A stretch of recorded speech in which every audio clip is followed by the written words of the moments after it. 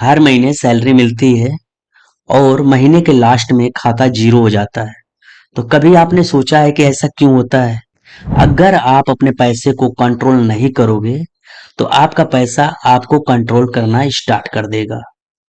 तो आज की इस वीडियो में हम सीखेंगे कि किस तरीके से पर्सनल फाइनेंस काम करता है और क्या-क्या बातें ध्यान में रखनी चाहिए। देखो, सिंपल लैंग्वेज में पर्सनल फाइनेंस का मतलब क्या होता है कि आप अपने पैसे को किस तरीके से हैंडल करते हो। आप कितना पैसे कमाते हो, कितना पैसे खर्च करते हो, कितना पैसे इन्वेस्ट करते हो, कितना अपनी मनी को प्रोटेक्शन के लिए रखते हो। ये सारे चीज पर्सनल फाइनेंस में आ जाते हैं और हर लोगों को पर्सनल फाइनेंस की नॉलेज होनी चाहिए कि उनका पैसा कहाँ, कब और क्यों जा रहा है। तो चलिए इसको और सिंपल करते हैं और पर्सनल फाइनेंस के 5 ऐसे पिलर की बात डिस्कस करते हैं जो आपको समझना चाहिए। तो पहला है इनकम। इनकम मीन्स ये है कि पैसा कहाँ से आ रहा है। चाहे आप जॉब कर रहे हो, चाहे आप बिजनेस कर रहे हो, चाहे आप ठेला लगा रहे हो, चाहे आप रैपिडो चला रहे हो या कुछ भी कर रहे हो, पैसा घर में आना चाहिए। उसको हम बोलते हैं इनकम। दूसरी चीज हो जाती है एक्सपेंस। मतलब कि जो भी पैसा आ रहा है आप उसको कहाँ खर्च कर रहे हो, कैसे खर्च कर रहे हो, ये सारी ट्रैकिंग होना बहुत जरूरी है। चाहे आप एक कप चाय पियो, चाहे आप सब्जी लाओ, चाहे आप फोन खरीदो, चाहे आप कुछ भी काम करो, पैसे का बजट बनाना और एक एक पैसे को लिखना बहुत जरूरी है, जिससे आपको पता चलेगा कि आपका पैसा जा कहाँ रहा है। तीसरा पिलर है पैसे की सेविंग। आप पैसे की सेविंग कहाँ करते हो? आपके पास इमरजेंसी फंड है कि नहीं है? आप पैसा क्यों सेव कर रहे हो? ये सारी चीज सेविंग में आ जाती है।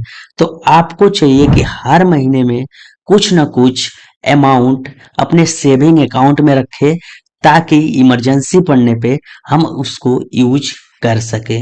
बात करें चौथा पिलर की, तो वो है इन्वेस्टमेंट। आपके पास जो भी पैसा एक्स्ट्रा बच रहा है उसको आप कहाँ इन्वेस्ट कर रहे हो? आप कितना का म्यूचुअल फंड ले रहे हो, कितना स्टॉक में डाल रहे हो, कितना का एफडी करा रहे हो, ये सारे चीज इन्वेस्टमेंट में आ जाती है। और इन्वेस्टमेंट से आपका वेल्थ बनता है। जब आप रिटायर हो गए तो यही पैसा आपके काम आएगा। और क्या होगा कि जब आप इन सारे पैसे को किसी अच्छे हाई रिटर्न इंस्ट्रूमेंट में रखोगे तो वो पैसा एक दिन बहुत बड़ा पैसा हो जाएगा, लाइक 25 लाख, 30 लाख, 50 लाख। और उससे आपका रिटर्न मिलेगा और आप उन रिटर्न से अपनी जो भी बुढ़ापे की जिंदगी है वो काट सकते हो।